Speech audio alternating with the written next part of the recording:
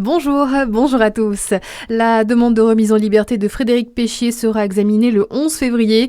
Condamné en décembre dernier à la réclusion criminelle à perpétuité pour 30 empoisonnements, dont 12 mortels, l'ancien anesthésiste a fait appel. Incarcéré à Besançon, Frédéric Péchier espère recouvrer la liberté dans l'attente de son procès. Il doit se tenir avant la fin de l'année 2026. Ni la date exacte ni le lieu ne sont pour le moment annoncés. Nathalie Kanders, maire de Dijon, salue le renforcement des effectifs du tribunal judiciaire de la ville. 3 magistrats, 11 greffiers et 13 attachés de justice sont arrivés récemment. Un signal fort et positif pour le bon fonctionnement du service public de la justice à Dijon, se félicite la ville dans un communiqué. Un effort qui devrait se poursuivre en 2027. 6 nouveaux magistrats et 13 greffiers supplémentaires sont attendus. Le recensement annuel se déroulera dès demain jusqu'au 21 février à Dole et Dijon. Une opération essentielle pour mieux connaître la population et adapter les services publics.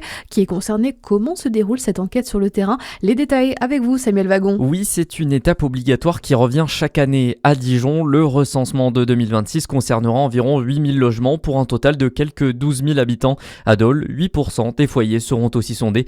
Mais concrètement, comment ça marche? Eh bien, une quarantaine d'agents recenseurs feront du porte-à-porte pour procéder aux opérations de collecte. Ces agents formés par l'INSEE vont en premier lieu devoir établir la population officielle de la ville, mais pas seulement.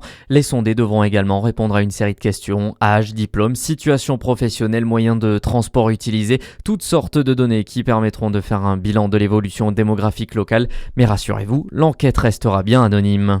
À noter qu'à Beaune, ville concernée également, les photos des agents recenseurs ont été publiées sur les réseaux sociaux de la ville afin d'éviter que des personnes mal intentionnées en profitent pour usurper des identités. La ville en profite pour appeler les habitants à la vigilance.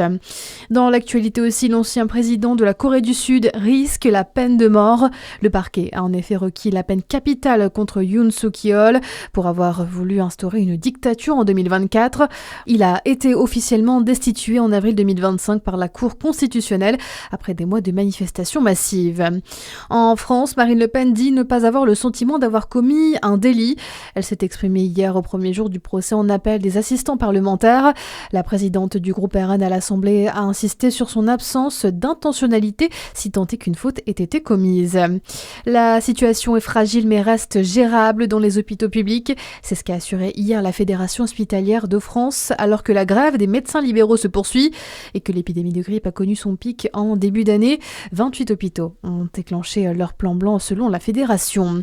Le football et les demi-finales de la CAN à suivre aujourd'hui: Sénégal-Égypte à 18h, Maroc-Nigeria à 21h. Voilà pour l'essentiel de votre actualité. À suivre votre météo sur Fréquence Plus.